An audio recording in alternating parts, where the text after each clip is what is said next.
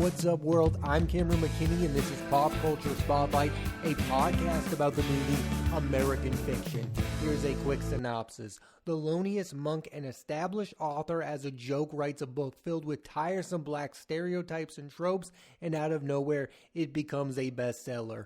The film stars Jeffrey Wright, Sterling K. Brown, Tracy Ellis Ross, John Ortiz, Issa Rae, Erica Alexander, and Adam Brody. Standout performances. For a very long time, Jeffrey Wright has been the definition of a character actor, with roles in Michael Mann's Ali, Jim Jarmusch's Broken Flowers and Only Lovers Left Alive, George Clooney's The Ides of March, Steven Soderbergh's The Laundromat, Wes Anderson's The French Dispatch, and Asteroid City. He's also been in major franchise fare-free Daniel Craig-led Bond films as CIA agent Felix Leiter, the Hunger Games movies, and the Batman playing Gotham detective Jim Gordon. In American Fiction, Wright plays Monk, who is a good writer who isn't super well known and is a bit of a snob and a lone wolf until he has to go home to take care of his aging mother, and while there he reconnects with his brother. It's the perfect role for Wright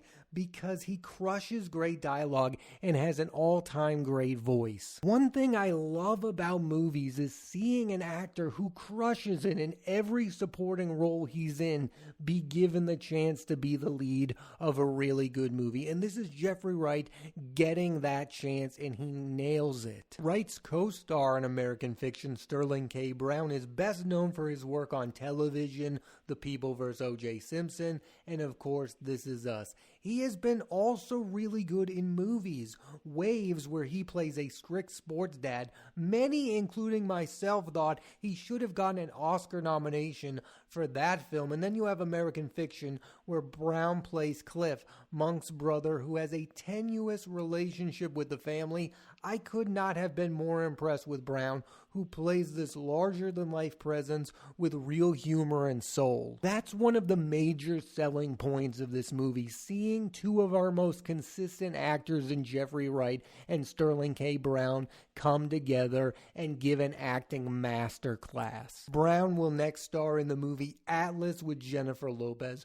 John Ortiz is a supporting actor who has been in a lot of movies I enjoy personally. 2007's American Gangster, 2012's Silver Linings Playbook, 2015's Steve Jobs, 2018's Bumblebee, 2019's Ad Astra, and 2021's The Fallout. In American Fiction, Ortiz gives his best performance yet as Monk's book agent and longtime friend Arthur. I love every scene between him and Monk. At first, he doesn't want to sell his new book because he thinks Monk's new book is bad, but then when buyers become interested, Arthur changes his tune. And finally, Adam Brody is hilarious as a Hollywood executive. This is a reminder of how funny this guy is, going all the way back to the OC. This role also reminds me of his part in Jason Reitman's Thank You for Smoking. One of the things that makes this movie pure magic is the cast. Jeffrey Wright, Sterling K. Brown, John Ortiz, Adam Brody, the list goes on. And the Oscars just added a new category for Best Cast. I mean, this is a category that should have been in the Oscars for a long time because movies come down to cast. We talk about movies like The Godfather because they have Al Pacino, they have Robert Duvall, they have Marlon Brando, they have Jimmy Caan. I mean, that's what we talk about when we talk about movies. We talk about the actors in them, and the biggest strength of American Fiction is the acting. Here's a better way to put it. I would watch a movie with any of those actors from American Fiction as the lead as these characters. You just want to follow these characters for more than the time you see them on screen. That's when you know you're watching a great movie. Like, I could watch a movie with Sterling K. Brown's character Cliff as the leading character. Like, you would follow that character for the next hour and a half after this movie ends. What else do I like about this movie? Well, for one thing, it's exploring the idea that in today's world, we view sales and eyeballs on something as a success. which of course is not always the case. Just because something is popular doesn't mean it's good. And what's interesting is the movie also makes the counter argument, which is if a lot of people care about something, it might have some merit and value. Is the point of art to make something that is saying something about society and making a statement, or is it about making something that others will enjoy? And people will have opposite opinions after watching this movie. Will they be on the side of the Monk character, or will they be on the side of the Issa Rae character? In the movie, Issa Rae plays an author who isn't as snobbish as the Monk character. And I think it's interesting to watch a movie about this subject because for the longest time, the Academy Awards has had this kind of problem. Should they be giving awards to movies that everyone loves, or should they be giving awards to movies that are super well made? Well, for the majority of the Oscars history, they've been giving awards to movies that they deem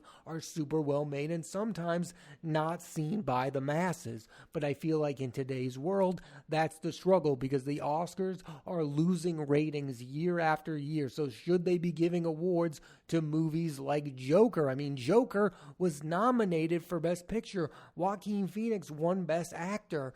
I have to say some of that has to do with the fact that the movie was insanely successful and popular. You can't tell me otherwise. Joaquin Phoenix is brilliant in that movie, but him winning the Oscar for that movie has a lot to do with the fact that that movie made $900 million at the box office. This movie, American Fiction, rightfully points out that writing books is a business. Making movies is a business. And making money is, of course, obviously part of that business. And you also can't help but watch this movie and think about the state of books. When I was growing up, there were way more famous authors. Like you would know the name of the author, and then people would know every book that person wrote. There are fewer and fewer of those kind of authors, not even niche genres anymore. Yes, I know that there are some well-known authors, but they've been well-known. It feels like there are less authors who have bestsellers,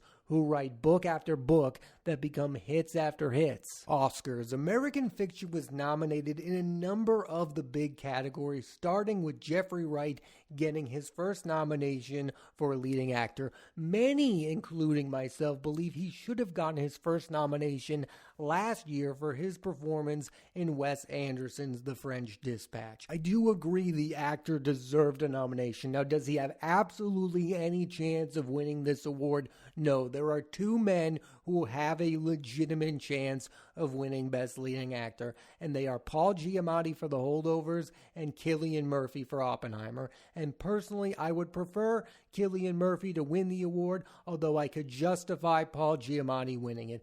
I love Jeffrey Wright in this movie. I don't think he should win this award. He isn't up there with Giamatti and Cillian Murphy. He deserved the nomination, but this isn't his year to take home the award. I do believe he'll win one someday. Sterling K. Brown, a multi-time Emmy Award winner, gets his first Oscar nomination for his performance in American Fiction, and I feel the exact same way about Sterling K. Brown. This is a well-deserved nomination, but he has absolutely 0.0 chance of taking home this award. He's already talked about the fact that the award is going to go to Robert Downey Jr., and it deserves to go to Robert Downey Jr. He's amazing in Oppenheimer. Writer-director Cord Jefferson was nominated for Best Adapted Screenplay, and the film was nominated for Best Picture.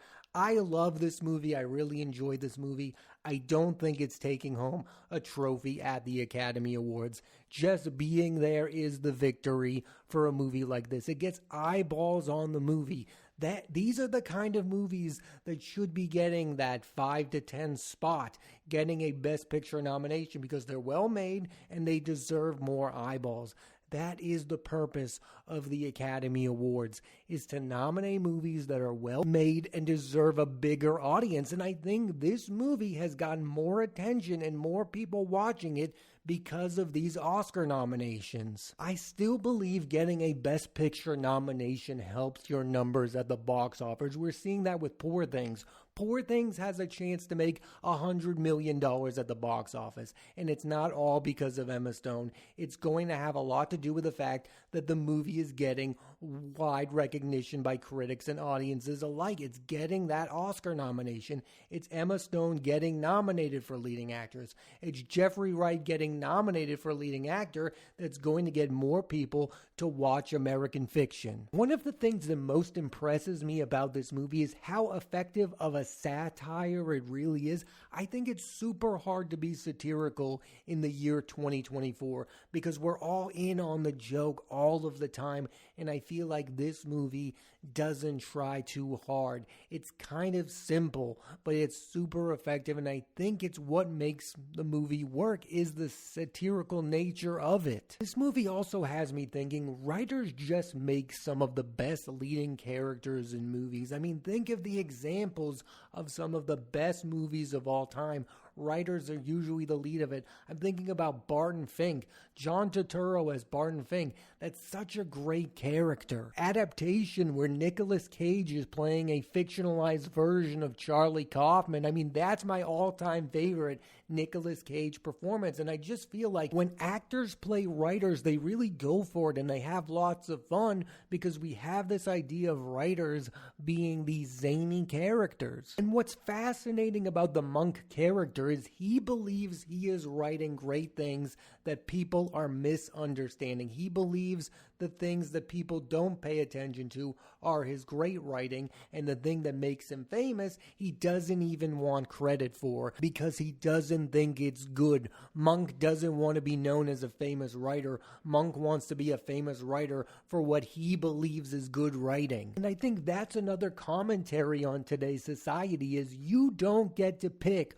what makes you famous anymore. It just happens. You don't get to pick what becomes popular. This movie, American Fiction, reminded me a lot of a movie I recently talked about on this podcast, Dream Scenario starring Nicolas Cage. That character wanted to be famous for something other than what he was famous for, and I feel like there's a similar thing happening between the Monk character in this movie. He wants to be a well-known writer on his terms, and in today's world, nothing that has to do with fame and the internet and pop culture and being famous is on anyone's terms. It happens out of nowhere. You don't get to pick and choose what's popular. You don't get to choose what hits the zeitgeist at what moment. And that's something this character really has to come to terms with by the end of the movie. There are two moments in American Fiction that had me taken aback. One of them is while Monk is a judge in this book writing competition,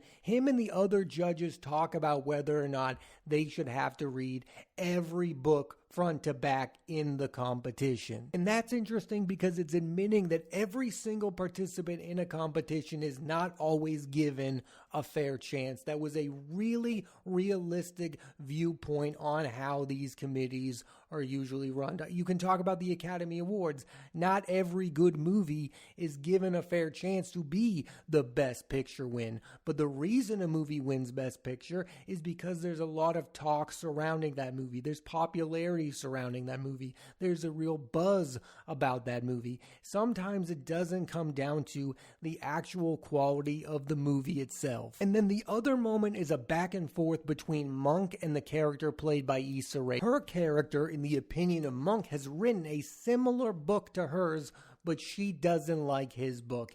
And Monk doesn't understand why she doesn't like his book, which is exactly like hers. What I like about this moment is you can get so many different things to the meaning of this scene between the two of them. Does she not like the book because she can tell it was written with malice? Does she not like it because it does remind her of her work and she wants to be known as an original voice? Overall, American Fiction is that rare movie that is both funny, entertaining, and about something relevant to the culture.